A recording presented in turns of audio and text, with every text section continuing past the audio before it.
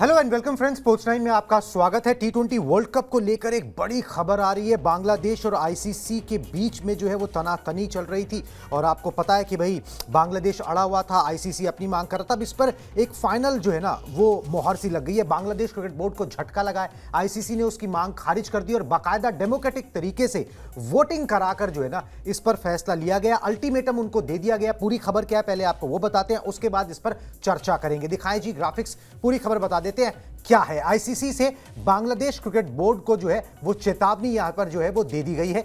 भारत में मैच ना खेलने की बीसीबी की मांग जो है वो खारिज कर दी गई है, क्योंकि वो मांग कर रहे थे कि भारत में उनको सुरक्षा का इशू है। वोटिंग हुई इसके लिए, बीसीबी की मांग 14-2 से खारिज हो गई। 16 डायरेक्टर्स ने इसमें जो है वोटिंग की, 14 जो है वो आईसीसी के पक्ष में, मतलब इस पक्ष में कि भाई मैचेस बांग्लादेश को भारत में आकर ही खेलने चाहिए। उनके 4 लीग मैचेस जो हैं वो भारत में खेले जाने हैं। और 2 लोगों ने, बांग्लादेश और साथ में पाकिस्तान ने जो है वो उनकी तरफ जो है बांग्लादेश के हक में जो है वोटिंग करी है। अब सिचुएशन क्लियर हो गई है, कोई लेटर नहीं, कोई ईमेल नहीं, कुछ नहीं, ठीक है। वो अब सीधी सी बात है कि भाई वोटिंग हो चुकी है, आईसीसी अपना फैसला दे चुका है। पहले भी वो अपना स्टैंड क्लियर कर चुके थे। बांग्लादेश क्रिकेट बोर्ड नहीं मान रहा था। अब क्रिकेट बोर्ड को बोल दिया गया कि जाओ अपनी सरकार से बात करो, आपको अल्टीमेटम दिया जाता है, थोड़ा समय दिया जाता है और उसके बाद हमें बता दो आपने खेलना है या नहीं खेलना है। उसके बाद की दशा और दिशा जो है ना वो बाद में तय होगी। मगर बांग्लादेश को झटका लग गया कि अब उनकी जो मांग है वो खारिज हो चुकी है। उस पर बाकायदा वोटिंग भी करा ली गई है ताकि फिर कोई ये ना रहे कि भाई इंपोज कर दिया गया। बीसीसीआई के लोग जो हैं वो आईसीसी में बैठे हुए हैं, एक फैसला जो है उन्होंने हम पे इंपोज कर दिया। बिल्कुल। और 14-2 की वोटिंग अपने आप में बताती है कि क्या जो मुद्दा था, जिसको मुद्दा बनाया गया, बेवजह का मुद्दा बनाया गया, वो किस तरह ध्वस्त हुआ है। मतलब अगर ये वोटिंग होती 9-7 होती, 10-5 होती, ऐसा कुछ होता तो भी समझ में आता।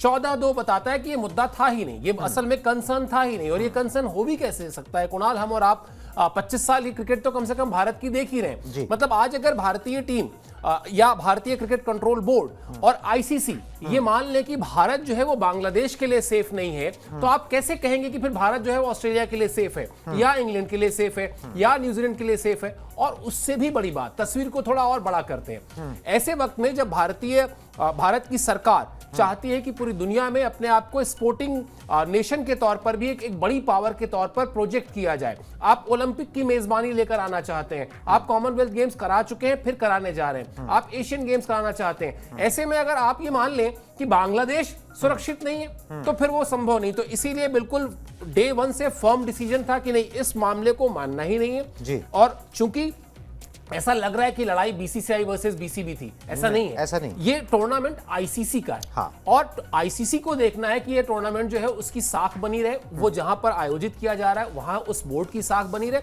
इसलिए ये फैसला हुआ। और जो आप कह रहे थे, मुझे लगता है आपका जो एक स्टेटमेंट था वो इस मामले में बिल्कुल एप्ट है। हाँ। कि बांग्लादेश को अपनी बेइज्जती करानी थी। हाँ। वो कराते गए और फिर उस समय पर आ गए जहां 14-2 का मतलब रिजल्ट है। ये रिजल्ट अपने आप में बताता है कि कितनी बड़ी बेइज्जती हुई है। बिल्कुल जी। और बड़ा डेमोक्रेटिक तरीका जो है आईसीसी ने आजमाया। अगर आईसीसी सीधा सीधा बोल देता कि नहीं खेलना है खेलो, नहीं खेलना है मत खेलो, तो फिर उसके बाद बांग्लादेश क्या कर लेता। मगर उन्होंने उसकी बाकायदा जो है ना वो उनको बेइज्जती करानी थी, तो उन्होंने कहा ढंग से कराओ, फिर इस पे वोटिंग कराई जाए। वोटिंग करा के अगर तुम्हारे हक में लोग हैं, अगर लोगों को जायज बात ये लगती है तो तुम्हारे हक में आ जाए। पाकिस्तान तो हमेशा बीसीसीआई के खिलाफ ही रहता है, वो आपके साथ आएगा ही, वो जो मर्जी करे, उनका तो खुलेआम जो है उनका एजेंडा क्लियर है। तो वहां पर बात जो है एकदम क्लियर हो गई। अब यहां पर जो है ना कोई कंप्लेंट करने को नहीं रह गया है, कोई मुंह दिखाने को नहीं रह गया अब आपके पास कि भाई अब हम किस तरीके से जो है ना कौन सी धुरी घुमाएं, अपने यहाँ पर किस तरीके का प्लान ऑफ एक्शन बनाएं, अपनी नाक किस तरीके से बचाएं। चलिए जी, ये उनका कंसर्न,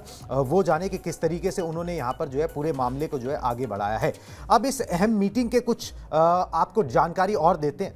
ये अहम मीटिंग हुई और इसमें सारे फुल मेंबर्स जो है, ग्राफिक्स दिखा दें, सारे फुल मेंबर बोर्ड के डायरेक्टर्स जो है वो मौजूद थे। आईसीसी के आला अधिकारियों ने भी मीटिंग में हिस्सा लिया। बीसीबी को बांग्लादेश सरकार से बात करने के लिए कहा गया है। 7 फरवरी से भारत श्रीलंका की साझा मेजबानी में टी20 वर्ल्ड कप होगा है। बांग्लादेश को भारत में 4 मैचेस जो है ना वो लीग मैचेस खेलने थे, 3 कोलकाता में प्रस्तावित थे।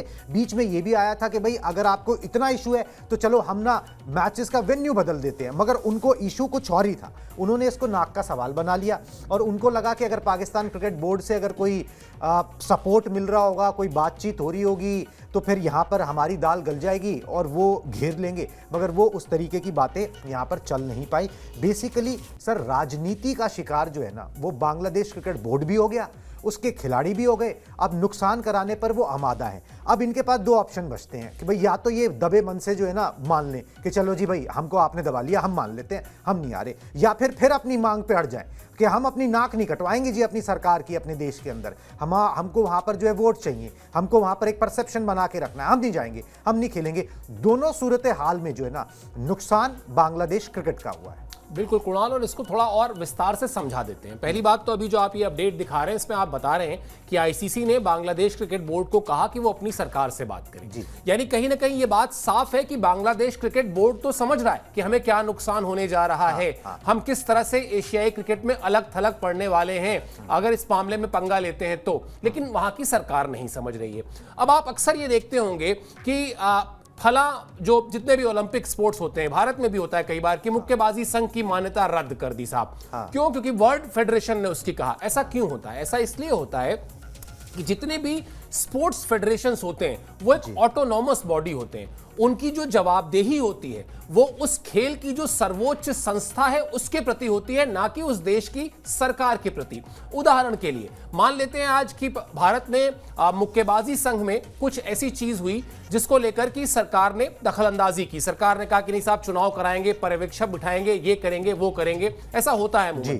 तो उसके बाद जो मुक्केबाजी की विश्व की संस्था है वो अगर उस सरकारी हस्तक्षेप से सहमत है फिर तो ठीक है, वरना अगर वो असहमत है तो वो उठा के मान्यता रद्द कर देती है। ऐसी खबरें हमने और सब्सक्राइबर्स ने कई बार पढ़ी होंगी।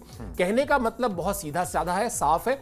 कोई भी खेल की जो संस्था है जो उस खेल को किसी भी देश में संचालित करती है वो स्वायत्त तरीके से काम करती है, इंडिपेंडेंट तरीके से काम करती है, वो सरकार के विरोध में काम नहीं करती। लेकिन वो सरकार के को जवाबदेही नहीं, जवाबदेही उसकी है उस खेल की सर्वोच्च संस्था पे। अब इसी उदाहरण को उठा के क्रिकेट में लगा दीजिए।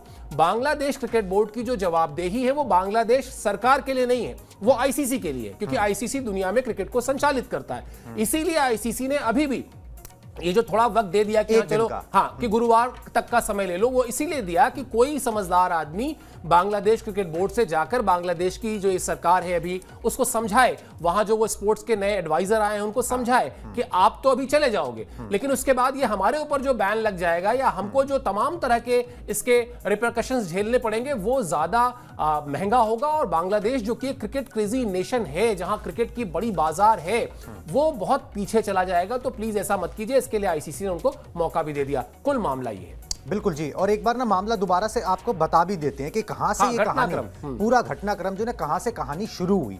मुस्तफिजुर रहमान से कहानी शुरू हुई थी। एक बार दिखाएं ग्राफिक्स जी, बता भी देते हैं। बीसीसीआई ने मुस्तफिजुर रहमान को आईपीएल से बाहर किया क्योंकि यहाँ पर क्या ना भाई बांग्लादेश में हिंदुओं की हत्या हो रही है, उस तरीके की खबरें आ रही थी, तो माहौल उस तरीके का बन रहा था। अब बीसीसीआई ने कहा कि भाई मुस्तफिजुर रहमान, क्योंकि बांग्लादेशी पार्टिसिपेंट्स जो खिलाड़ी यहाँ पर खेलेंगे उनको लेकर विरोध ना हो, तो उन्होंने फ्रेंचाइजी क्रिकेट में यह फैसला लिया कि भाई चलो मुस्तफिजुर रहमान इस सीजन नहीं खेलेंगे। बांग्लादेश ने आईपीएल के प्रसारण पर जो है ना वो रोक लगा दी। ऐसी बात उन्होंने बोली कि अब आईपीएल का हम प्रसारण नहीं करेंगे। यहां तक भी बात ठीक थी। बांग्लादेश T20 वर्ल्ड कप के लिए भारत आने से इनकार कर दिया।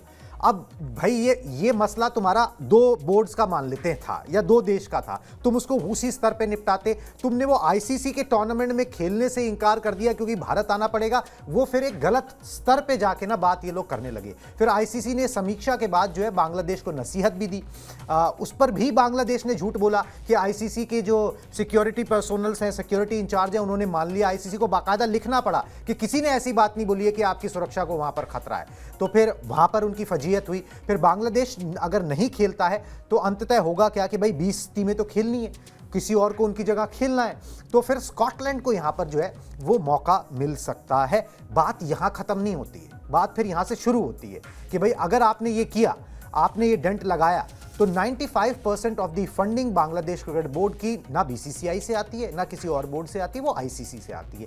आईसीसी बोलेगा कि भैया तुमने हमारे टूर्नामेंट को डिरेल करने की कोशिश की, हम आपको फंडिंग नहीं दे रहे, आप हमारी बात नहीं मान रहे, हम आपको फंडिंग नहीं दे रहे जब तक कि आप हमारे ये 20 पॉइंट नहीं मान लेते। अभी तो एक बोल रहे हैं, फिर वो बोलेंगे जब तक हमारे ये 20 पॉइंट आप नहीं मान लेते तब तक हम आपको जो है फंडिंग नहीं देंगे, उसके बाद फिर क्या करोगे। तो बड़ी मुसीबत में जो है ना बांग्लादेश यहां पर फंस गया और अपने ऊपर खुद उन्होंने वो मुसीबत ओढ़ी है।